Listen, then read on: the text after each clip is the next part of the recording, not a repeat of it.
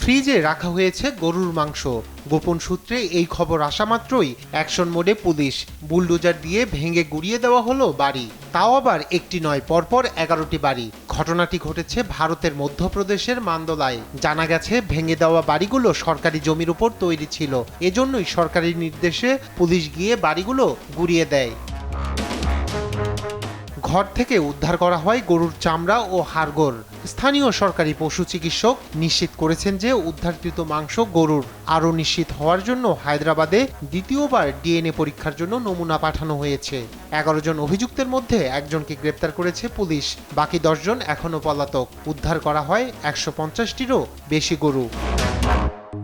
রাজ্যে বেআইনি গরুর মাংসের বিক্রি রুখতেই কঠোর পদক্ষেপ সরকারের।